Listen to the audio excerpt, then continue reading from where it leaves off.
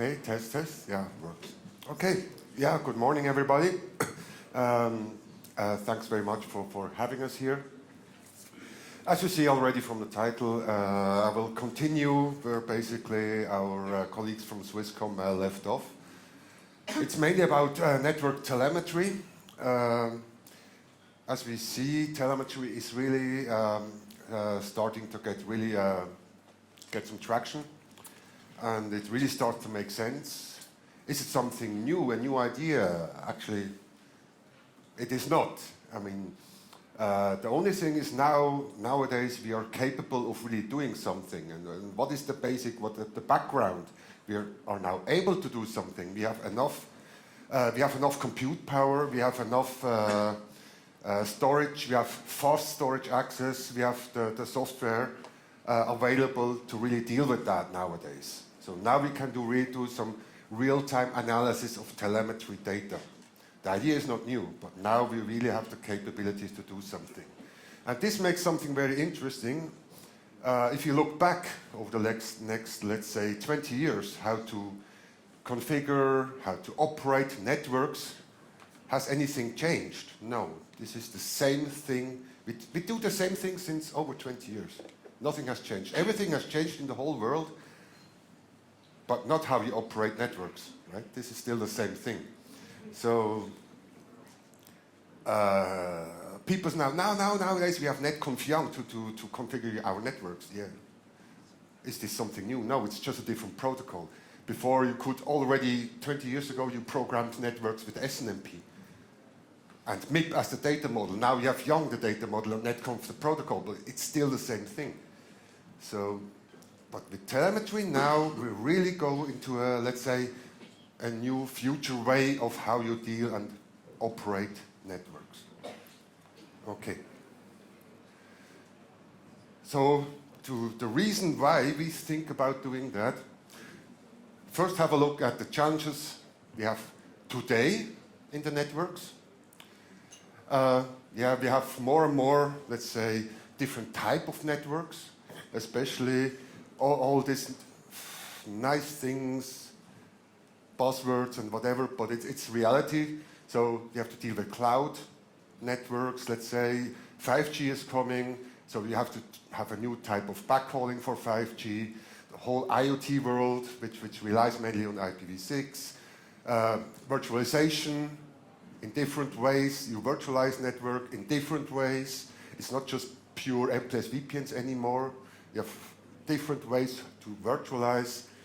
Slicing of networks, that's something probably a bit obscure to certain people. What is slicing of networks? It's also not something new, actually. It's just a new word. It's basically using resources and use certain parts of the resources for certain, let's say, virtual networks running on the infrastructure. You can do hard slicing, soft slicing.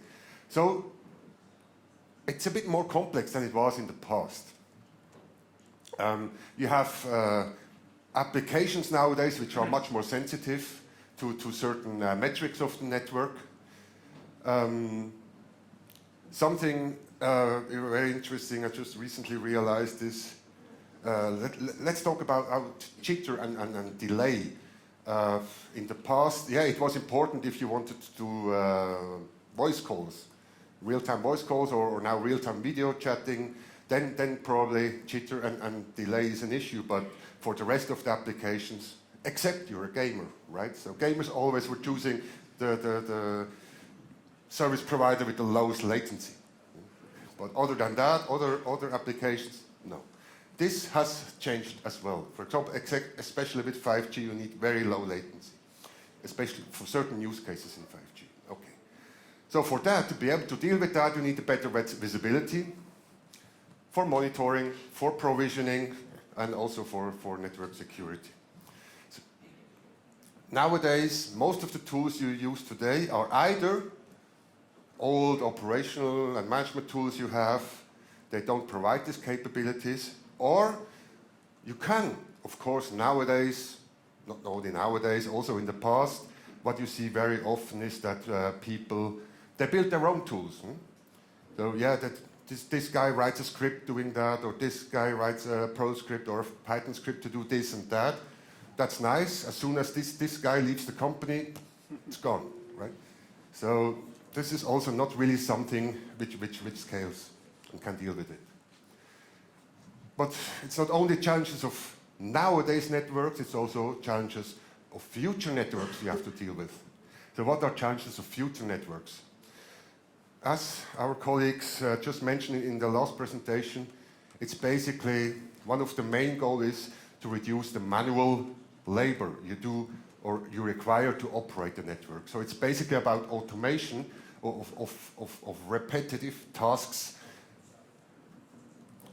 It's the goal to have a more, let's say, more agile and more performant network, so where you can deploy services in a in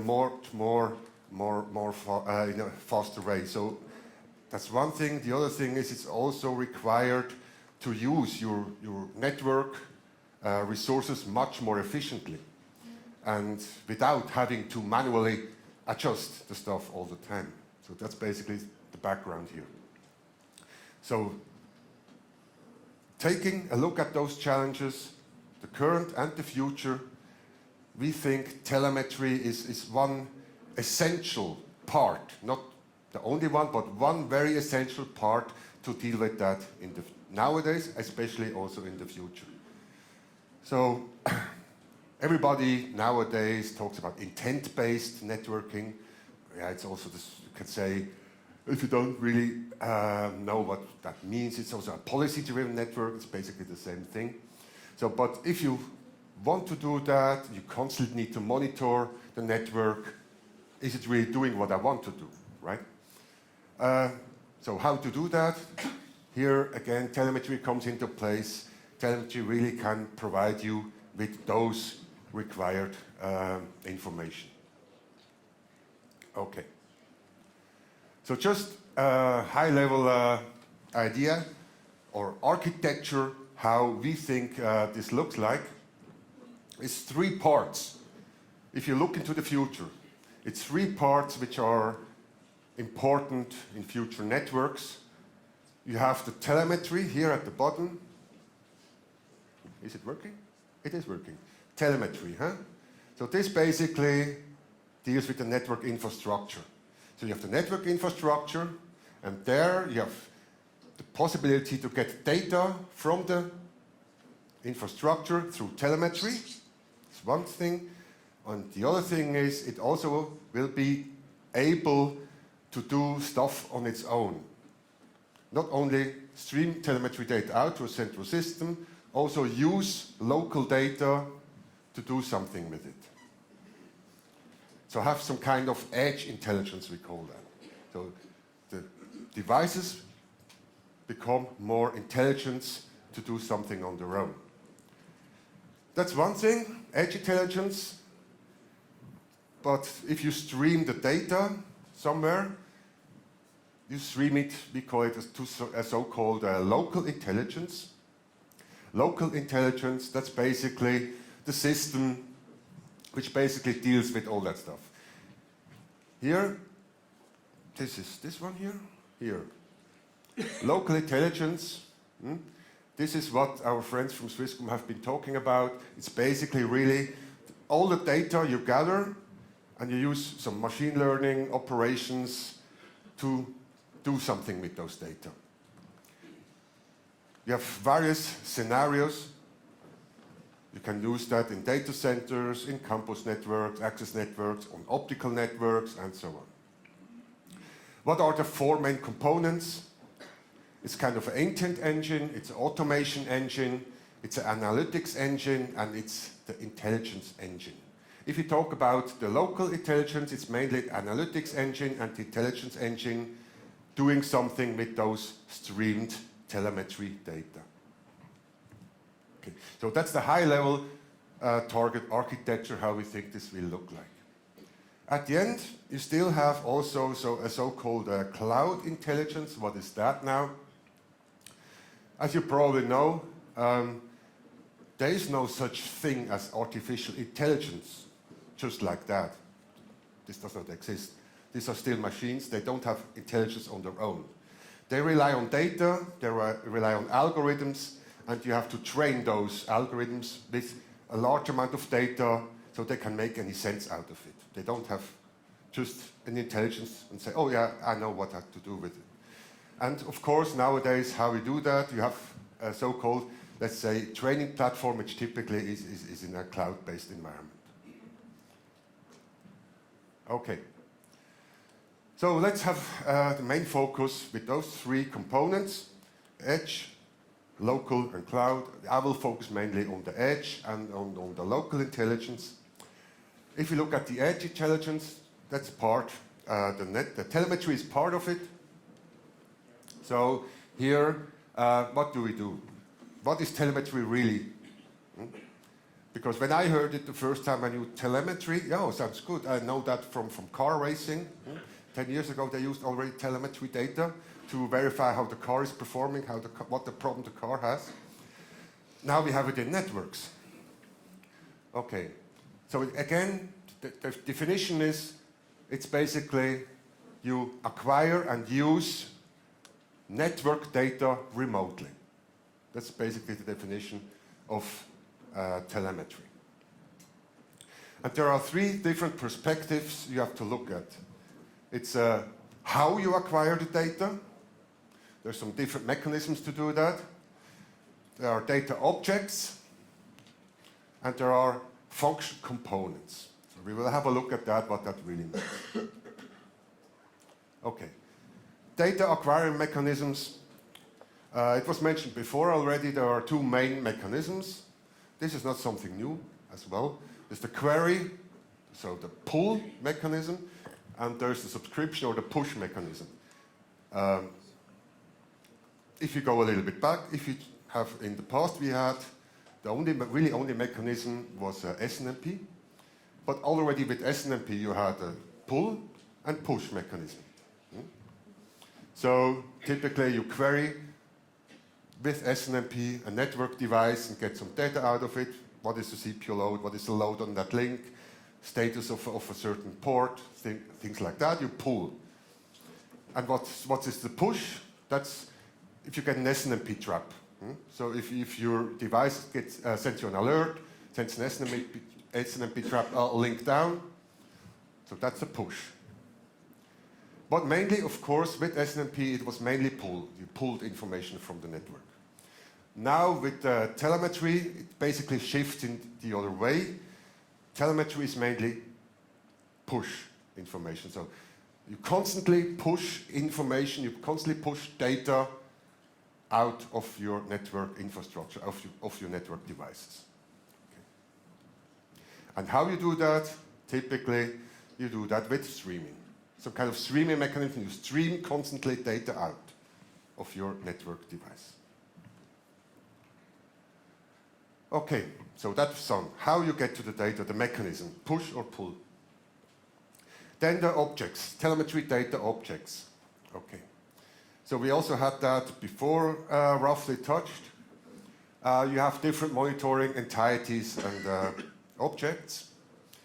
You have the management plane, you have the control plane, you have the data plane, and probably external data. Management plane and control plane is also not something really new. You did that with SNMP already. What's really mainly is new is the data plane. You really, real-time live data from the data plane, you stream information out about that. So what is then the source of data in these different entities? We have management plane, we know all that. So it's device config, operational status of certain ports, for example. What is the control plane? FIP, RIP, TCAM, whatever. Data plane, now that's the interesting thing. This is real traffic. So you stream information about real traffic in real time out of your network infrastructure. Typically, interesting where you have to do that, because I said real time, so typically you're forwarding ASIC, which must be capable of streaming out information in addition to his main job, which is forwarding traffic. Okay. So typically, this is something you do on your line card in your forwarding ASIC. So ASIC must be capable of doing that. And here on the right-hand side, you see some of the main mechanisms or protocols you use to do that on the different planes. And something probably I want to mention here, which we see evolve on the data plane, because that's the really new thing here. Before, the Swisscom colleagues, they mainly mentioned IPFix, which is basically the standardization of NetFlow. But what's the limitation there you have? There's one single limitation. It's IP information.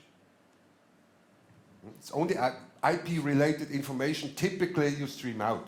That's what it's designed for originally.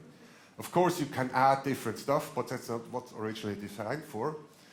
There is a much more, let's say, generic mechanism available, which is called S-Flow. It's also a standard, but S-Flow says you can stream basically any data out, be it from layer 1 to layer 7 through. It's not only related or restricted to IP-related information. So that makes it a little bit more flexible, more generic. And also what we see more and more getting traction is in situ ORM. It's basically also, I think it's still at rough, but that's one ORM mechanism we see which is used also to stream out real-time data. Okay, so the last component, the function components. What are also all the different components we use here? So we have our network device here. This is our network device. So we have the data object and data sources. We probably have some, if we have an edge intelligence, some data processing even. Either we just generate data, stream it out, or maybe if you have local edge intelligence, we also can process data on the network device. And then we encode the data into the respective protocol and stream it out. On the other side, we also have the other way around. We have to be able to basically configure the device to tell the device what type of data we're interested in. So basically make the subscription to the device and tell the device what data we're interested in. So these are the different function components we use if we talk about telemetry data. Now something quickly want to mention is, because this is starting to get really interesting now, this one here. Edge intelligence. How we do that? Basically, yeah, you call it AI chipsets, whatever you want to call it. It's basically this thing, you do some local processing of those telemetry data on the network infrastructure device. And I want to give you an example, because we just have recently released the first, let's say, device which is capable of doing something like that. And I want to show you what is this device is doing. So this is the latest data center switch, the Cloud Engine 6800, and it has a so-called AI chip embedded on the line cards. And also, if you already look at the processing power of this AI chip, which is 8 teraflops, it's quite interesting. So, but what do you do with that? What's the reason why you want to have so much processing power on a line card? Basically, there's one first use case. This chip is using this algorithm called iLossless, and you already get, I think, where it's going. This device should be capable, basically, to automatically react on real-time data and prevent any dropped packets automatically, without having the need to design, configure, maintain, monitor a highly complicated QoS concept. What you have to do today if you want to make sure you don't lose data. Or you just throw bandwidth at the problem, but that doesn't scale at some point. Okay, so this is basically the idea of this lossless algorithm. Basically, it's constantly monitoring, this chipset is constantly monitoring all the data, the streamed data, and monitors all queues, all flows in real time. So probably you have, I mean, such as a line card, the biggest one is 40 times 400 gigabits, and you can imagine how many millions, tens of millions of flows you have to basically monitor in real time. So that's why you need such processing power to be able to do that. And basically, at the end of the day, the goal is your queues, you constantly monitor your queues, and you adapt your basically QoS configuration on the fly according to the requirements of the network. You adapt your queue depths, you adapt your flow queues on the fly based on those telemetry data with locally on the network device with this specific chipset. So that's the first use case of edge intelligence, let's say. So I know it's probably going the other way around, because the last 20 years, or no, the last 10 years, people told you network devices become stupid, stupid, stupid. All the intelligence goes central, so that was the original SDN concept some people had. Stupid forwarding devices, we have a central intelligence steering everything. So this is going the other way around. It's more intelligence in the network. Okay, but if you want to do something locally in real time, deal with that amount of traffic, it's not working any other way, I think. Okay, so that's basically the evolution of network telemetry. As I mentioned already, it's going from pull to push based. The networks are more and more somehow in some certain ways SDN based.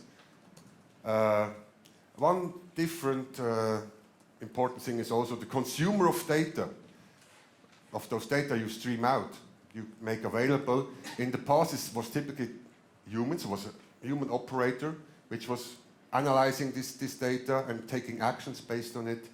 Nowadays, it's mainly machines receiving that data, and with some algorithms, try to make sense out of those data. CLI, yes, that's another story. CLI, of course.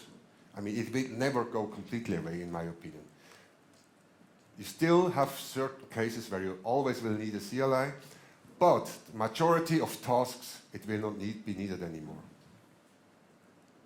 Another thing is also, typically operation of networks today is reactive, normally.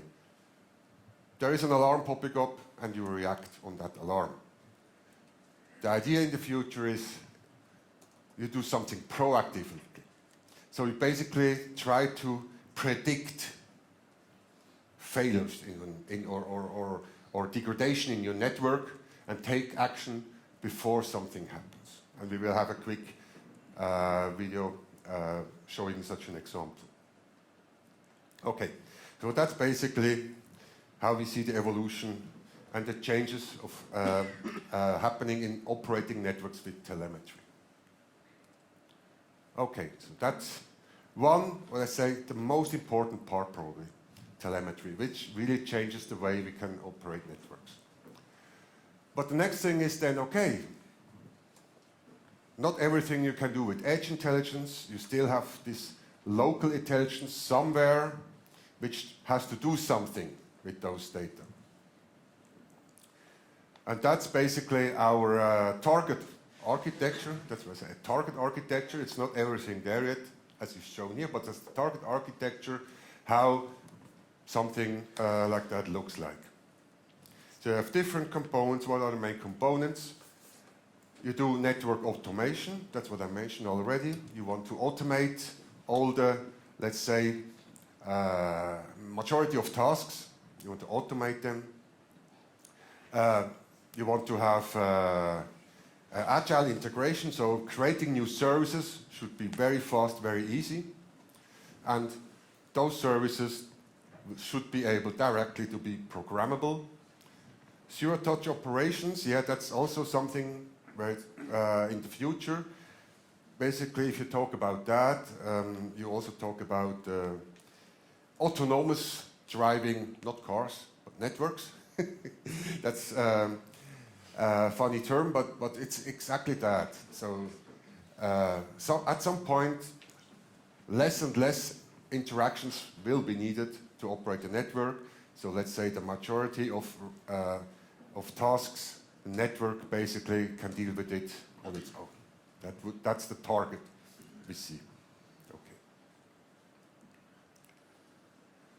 So for that, we have something we call NCE, or Network Cloud Engine. That gives you all those components in this architecture. Now let's have a look where we can find now the things we talked before. So here at the bottom, so here we have the network infrastructure. Huh? This is the network infrastructure, the management plane, the control plane, data plane, and probably some edge intelligence. So basically here we get the data from the data plane or process data from the edge intelligence. We get into the analyzer via some streaming telemetry protocol. At the end, it doesn't even matter what protocol it is. Typically, this is happening via push. Then it goes into the analyzer, and the analyzer is analyzing this data. We have two engines here. One is the analytic engine doing this analyzation, and we have the intelligence engine which may react on the result of this analysis. Okay? What I mentioned already before, the network in total, what the network should do is basically defined by the intent engine. So the intent engine defines what the network should do, defines the policy, gives it to the automation engine, which configures the network infrastructure. But we said before, we have to verify that our intent, our policy, is really executed the way we want. And that's exactly where we come back, or where we have this closed loop. So we have an intent, what the network should do. Through the automation engine, this is configured in the network, certain service. The analyzer basically gets the data from the network, analyzes the data, and maybe it figures out, perfect, it's exactly what we intended to do, it's running fine. Or it figures out, not exactly, so basically it feeds back, the analyzer feeds back to the intent engine to do something, or to tell the intent engine, it's not exactly what you intended, this and this is different, so you probably change your intention. Okay. So this is the big idea, and I want to give you some use cases how we currently, now, today, already can do some things. Not everything, but certain things are available. These are use cases we have implemented, and I want to point out 4 of them. PON, fault diagnosis, how we can deal with that. Optical health prediction. It's basically optical health prediction is about degradation of optics in the network, fibers, how you can automatically do something with that. Then we have a poor user experience. That's basically is about Wi-Fi networks. And the last one is resource issue recognition. That's typically something in my opinion, should never happen, because you should already today, or since ever, monitor your network resources, but interestingly, very often this is not happening. So this will also help you to do that. So resources, I mean TCAMs, FIPS, getting full, not working anymore. So basically resource issues. Okay, so let's go to the first one. Optical health predictive maintenance. If we look at that, is what are the main faults we have if we talk about fiber cut issues? It's really either fiber interruption or fiber degradation, and interestingly, it's typically a fiber degradation. It's the majority. That one, basically you can predict, kind of. If you get constant data about the quality of the fiber, the different parameters you have from a fiber, you can kind of predict when it most likely will fail. And by making usage of those data through telemetry, for example, you can prevent having a failure, or you probably do not prevent the failure, but you can take actions before the failure really happens. So I'll give you a short video explaining this. Today, optical network operation and maintenance are still dependent on experts and lack of closed-loop automations through the full life cycle. There are two key challenges. One is optical commissioning, and the other is fiber troubleshooting. Nearly 70% service outages are caused by fiber faults and lack of proactive interventions. Here presents the Optical Performance Health Prediction solution to overcome this challenge.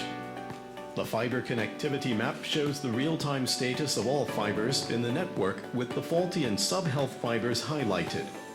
NCE collects the fiber performance and provides sub-health risk prediction in advance through big data and AI analysis. Select the fiber with the highest priority issue to handle first. NCE provides the root cause analysis 0.3 dB attenuation detected at a distance of 20 km from the source end. The recommendation is to check for fiber bent occurrence or loose connector. The playback function provides detailed problem analysis to assist in selecting the most appropriate troubleshooting solution to apply. Various toolkits such as Optical Doctor and rerouting for new path selection are integrated into one platform to treat different deterioration scenarios to implement closed loop of full life cycle operations. Okay, so this was an example how you can use this technology to do predictive maintenance on optics. Another one is passive optical networks, PON. Same thing here, fault diagnosis and cause analysis. What's the main problem here? Very often you don't know really what the reason is. The root cause is why you have a failure. Is it interrupted? Or is it just powered off? You don't know. So here it's the same idea. Through telemetry data, basically you can do some kind of prediction or assumption. Is it really a failure, or is it just a normal power off?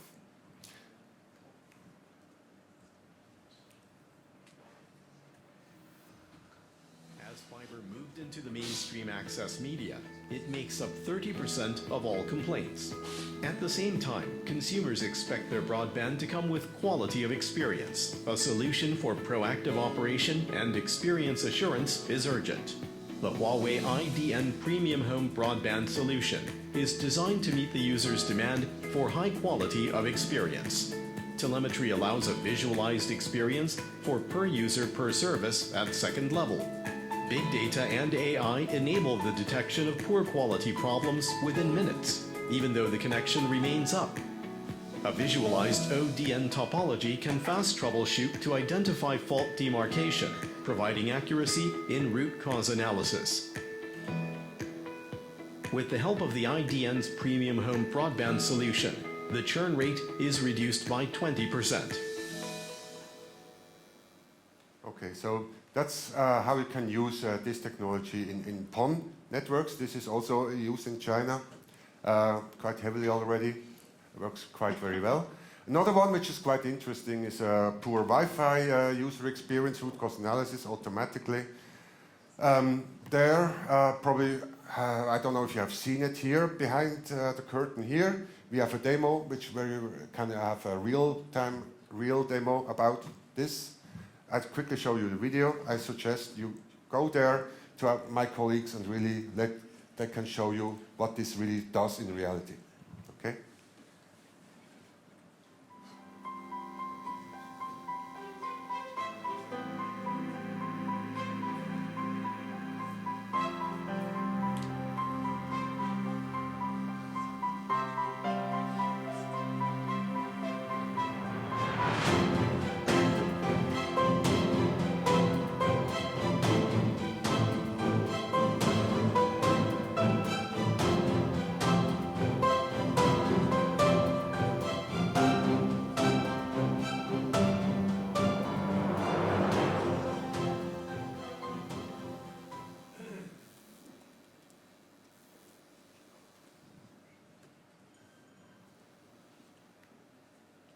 Okay, and the last example is proactive detection of network resource issues. I mentioned that already. Typical scenarios, yeah, you run out of memory at the end of the day for a certain table. That's what it is. There are many tables nowadays systems have, so it's exactly typically the one which runs out of memory, the ones which you don't monitor.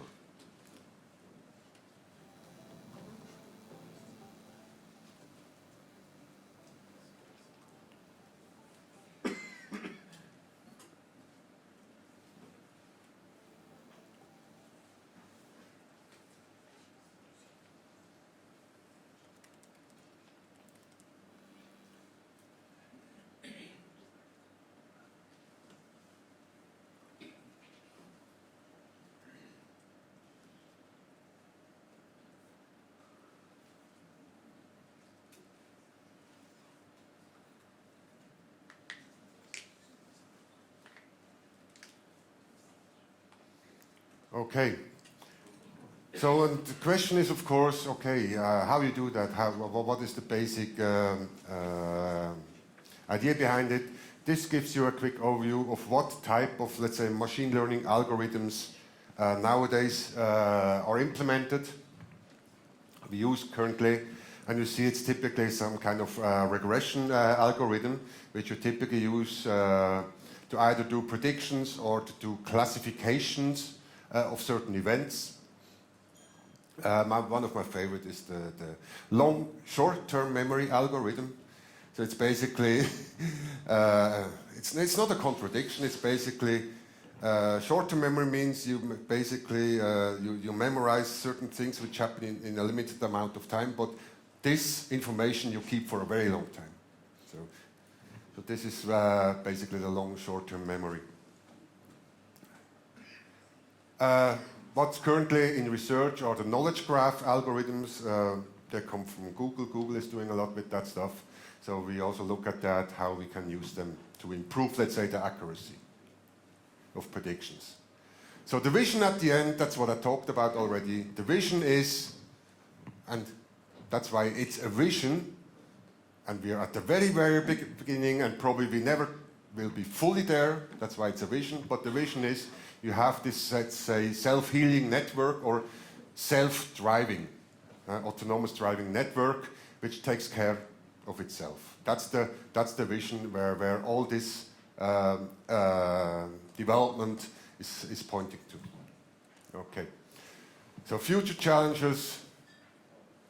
So basically, one of the main challenges we have today, if you talk about that, all those algorithms used, those machine learning algorithms, they're specialized of certain tasks. There are no really general, let's say, algorithms which automatically can or adapt to every task. That's what I meant before. There is no, when I said there is no AI. You have to tell AI what to do. It does not have this intelligence to generally adapt to every problem thrown at it. It's very specific. You have to train it with specific data so it knows what to do. It can make some sense out of it. So that's one of the biggest challenges you still have. Why is that? Because even if you slowly can go in that direction with more generalized algorithms, that, on the other hand, will not work in today's networks, because today's networks are, again, still completely siloed. Especially look, this is specifically at the carriers, very siloed networks. You have a mobile network, you have a mobile backhaul network, you have a business core network, you have access network, you have optical network, you have a data center network, you have a data center interconnection network, and so on, and so on, and so on. And if you want to do those things, you need to have end-to-end visibility and correlate all the data end-to-end. That means, in turn, as well, you have to evolve end-to-end all those siloed networks together. They have to provide the same data at the same time together, so you really can make sense out of it. And this is also still a very big challenge nowadays. And the last big challenge is, the more you're doing this, the more you collect, the more data you collect, the more data it is. Of course, if you're a storage vendor, you like those concepts because you can sell tons of fast storage. So, but this is still a big challenge. You still have to deal with it. So that's the prediction, basically, from Seagate, how basically the requirement for storage will go up with the introduction of all those technology. Okay. So thank you very much. I think I'm, 2 minutes overdue, but okay. I think that's okay. Thank you very much for listening, and I encourage you to go to the demo to see some of those stuff in real, and I'm around if you want to know more all the time today. Thank you very much.